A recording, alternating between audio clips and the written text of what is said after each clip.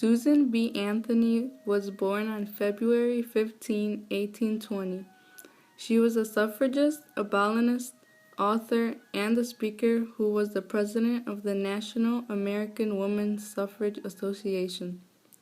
She went to work as a teacher before becoming a leading figure in the women's movement. After the Anthony family moved to New York in 1845, they became active in the anti-slavery movement, and she didn't end up seeing women vote. Okay, now let's get started with the questions. Can you tell us a little bit about the struggles that you had to go through? I tried to get petitions to pass the suffrage amendment, but Congress laughed at my idea. Wow. So, one of the biggest things you ever did was give speeches and organize women's associations. Can you tell me a little bit about these speeches and associations? Well, I traveled the world and tried to create organizations to help other women to have the same rights as men.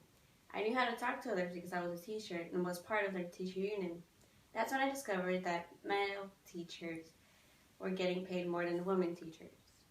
Wow, you must have been very disappointed. To say that you were getting paid less, that's a shame. Now let's talk about a paper you published in 1868. What did you want to say that made you want to publish this for the whole world to read it? So the name of the paper was called The Revolution, and it was an advocate of an 8-hour work day and equal pay for equal work. I wanted people to know that women did have an equal pay when they were in fact working the same hours as men did. We were probably working even harder. The revolution helped me get connections to women in the printing trade.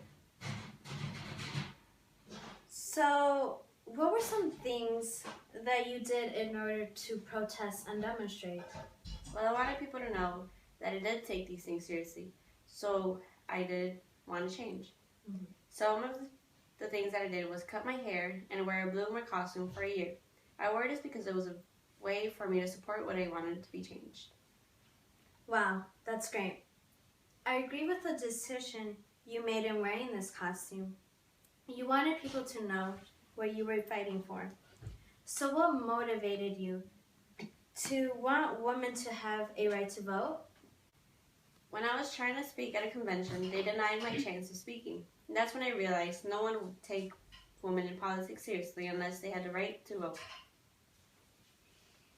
Okay, final question. How do you think the world would be later if you and the organizations didn't fight for women's rights? Women would be looked down upon even worse than it is now. Women would be treated even worse. To this day, there is injustice between women and men. I hope to see that the organizations have improved and helped out women in the future. Well, thank you so much, Susan, for being here today. It was so nice getting to know you, and it's so nice learning about you. Thank you.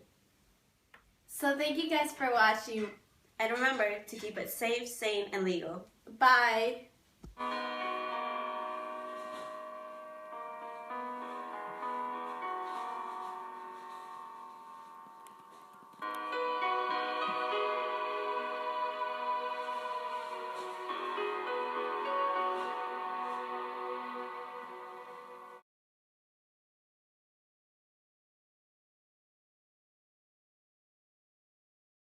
Women's rights to vote was guaranteed by the 19th Amendment on August 18, 1920.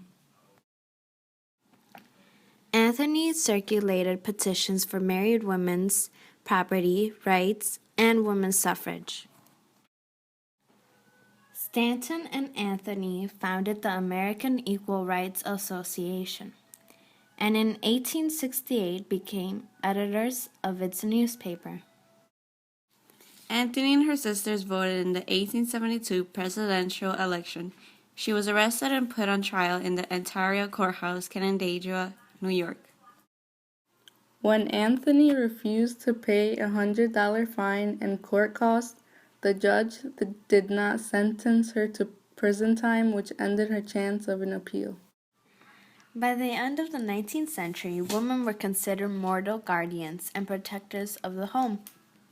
During the Progressive Era, female reformers used this ideology to argue that in order to protect the home, women should move into the public sphere where they could exercise their moral authority over issues such as public sanitation and education. The women who did not work were primarily young and single widows, divorced, poor married women, and women of color. In addition, most women continued to work in agriculture, in factories, and as domestic servants. African American women, in particular, worked as domestic servants in large numbers. During the Progressive Era, which was in the 1890s to 1920s, new jobs were opening up for some women as well. Many women began to find employment in department stores. Middle-class women were able to find jobs as clerical workers, typists, clerks, and telephone operators. Finally, more middle and upper-class women were graduating from college and entering white-collar professions. A few women excelled as lawyers, doctors, journalists, and scientists. At the time, however, professional women often chose or were forced to remain single.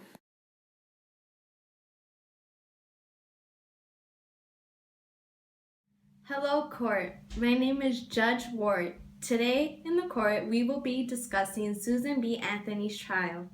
Order! Order! I find Susan B. Anthony guilty of the federal crime of voting without the right to vote. Do you have anything to say, Susan B. Anthony? Yes, Your Honor, I have many things to say. My every right, constitutional, civil, political, and judicial has been tampered upon. I have not only had no jury of my peers, but I have had no jury at all. Sit down, Miss Anthony. I cannot allow you to argue the question. I should not sit down. I will not lose my only chance to speak. You have been tired, Miss Anthony, by the forms of law, and my decision has been re-rendered by law. Yes, but laws made by men, under a government of men, interpreted by men, and for the benefit of men. The only chance women have for justice in this court is to violate the law, as I have done, as I shall continue to do. Does Your Honor suppose that we obeyed the infamous fugitive slave law, which forbade to give a cup of cold water to a slave fleeing from his master? I tell you, we did not obey it. We fed him, we clothed him, and sent him on his way to Canada. So shall we trample all unjust laws underfoot? I do not ask the clemency of the court. I came into it to get justice. Having failed in this, I have demand the full rigorous of laws. The sentence of the court is a $100 fine and the cost of the prosecution. I have no money to pay with, but I'm in a $10,000 debt. You are not ordered to stand committed till it is paid.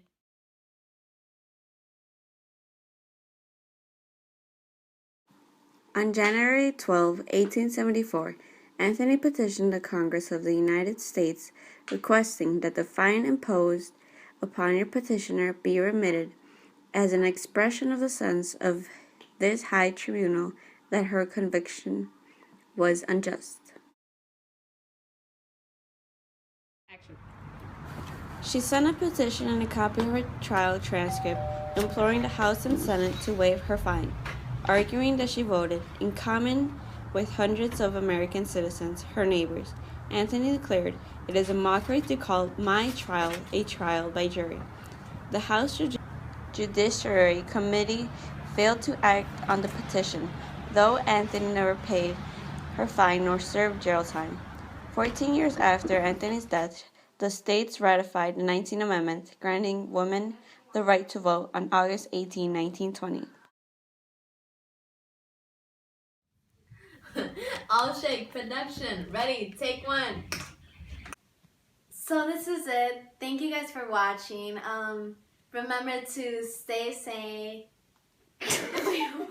So thank you guys for watching. Remember to always keep staying safe. All Shake Production, Part 1.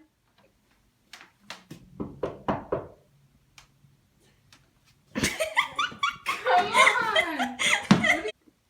Everyone. Scene 3.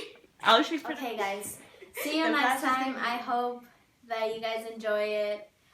Buy her book on iTunes, eBay, Amazon, all that shiznaz.